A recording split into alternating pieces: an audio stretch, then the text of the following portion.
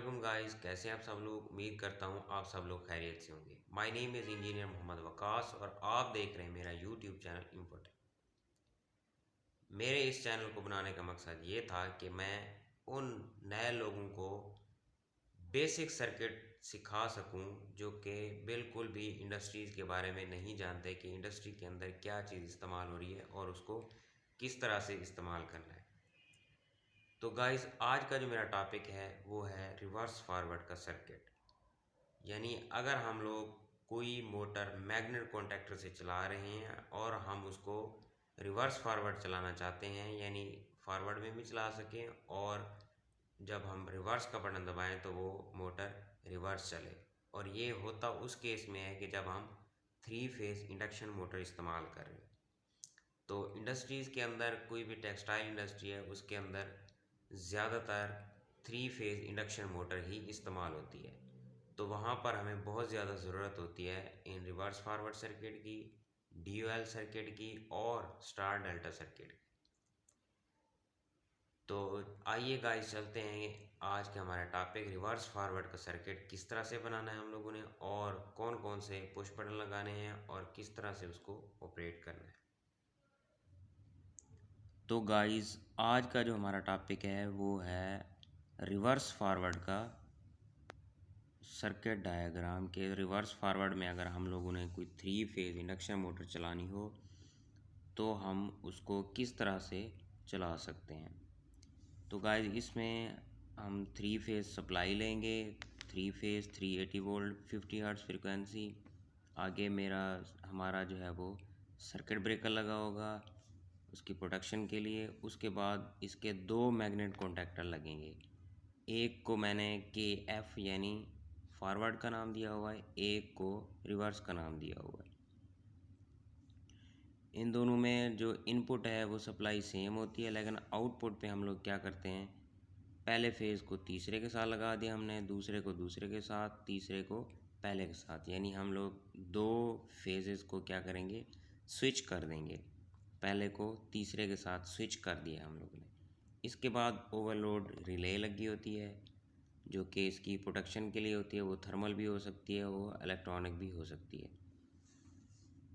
और ये जो है हमारे पास 3 फेज़ इंडक्शन मोटर लगी हुई है। जैसे हम लोग पुश करेंगे फॉरवर्ड चलाने के लिए, फॉरवर्ड का बटन हम लोग पुश करेंगे, ये मैग्नेट कॉन्टैक्टर लगेगा और ये मोटर फॉरवर्ड में चल जाएगी। उसके बाद हम लोग उसको बंद करेंगे। बंद करने के बाद हम लोग क्या करेंगे, उसको रिवर्स में चलाएंगे। रिवर्स का पुश बटन प्रेस करेंगे, रिवर्स वाला मैग्नेट कॉन्टैक्टर लगेगा और क्या होगा, हमारी मोटर जो है वो फेज़ स्विचिंग की वजह से उसकी डायरेक्शन जो है वो रिवर्स हो जाएगी। अब देखते हैं गाइस, इसका कंट्रोल का सर्किट किस तरह का होगा।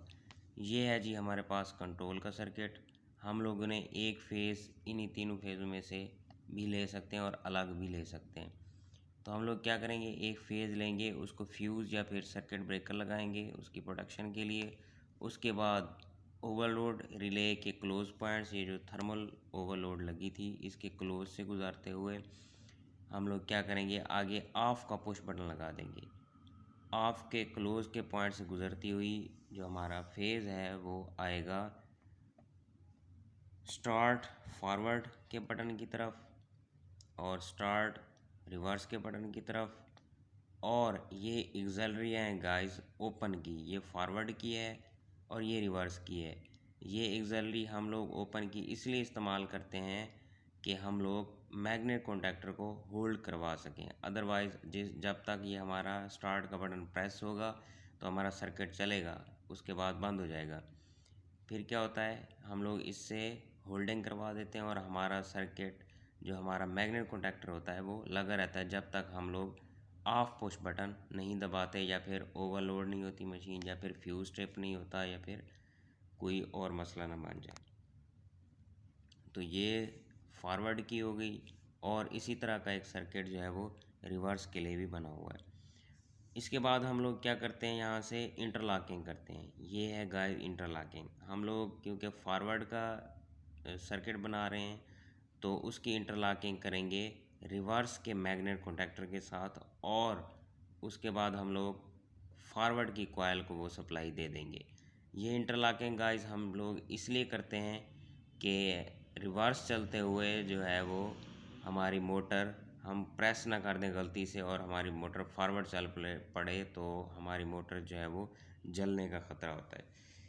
इधर भी यही किया है हमने, रिवर्स ये होल्डिंग पॉइंट है उसका रिवर्स के मैग्नेट कॉन्टैक्टर का, ये फॉरवर्ड के मैग्नेट कॉन्टैक्टर का क्लोज पॉइंट इस्तेमाल किया हम लोग, यानी जब ये फॉरवर्ड वाला बंद होगा उस टाइम ही रिवर्स चलेगी, अदरवाइज़ जो रिवर्स का मैग्नेट कॉन्टैक्टर है वो नहीं लगेगा।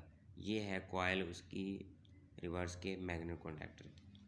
तो गाइस हम जैसे ही प्रेस करेंगे फॉरवर्ड का पुश बटन, यहाँ से सप्लाई गुजरेगी और हमारा जो है वो KF लग जाएगा, ये वाला KF, और हमारी मोटर जो है वो फॉरवर्ड में चलना शुरू कर देगी। और हम फिर क्या करेंगे, स्टॉप का बटन दबाएंगे, उसके बाद हमारी मोटर रुक जाएगी। हम लोग जैसे रिवर्स का बटन दबाएंगे तो क्या होगा, रिवर्स का बटन दबाते ही रिवर्स का मैग्नेट कॉन्टैक्टर लगेगा, इसकी होल्डिंग इधर से हो जाएगी और हमारी मोटर जो है वो फेज स्विचिंग की वजह से अपनी डायरेक्शन को तब्दील कर लेगी। और इस तरह से हम लोग जो है वो रिवर्स और फॉरवर्ड का सर्किट बना सकते हैं। ये आम तौर पर इंडस्ट्री के अंदर इस्तेमाल होता है सर्किट। इस सर्किट का ये फ़ायदा होता है कि हम लोग एक मोटर को सिर्फ पुश बटन की मदद से फॉरवर्ड और रिवर्स में चला सकते हैं। उम्मीद करता हूँ गाइस मेरी ये वीडियो आप सब लोगों को पसंद आई होगी। काइंडली मेरी वीडियो को लाइक करें, शेयर करें, कमेंट करें और मेरे चैनल इन्फोटेक को सब्सक्राइब करना ना भूलें। शुक्रिया, अल्लाह हाफिज़।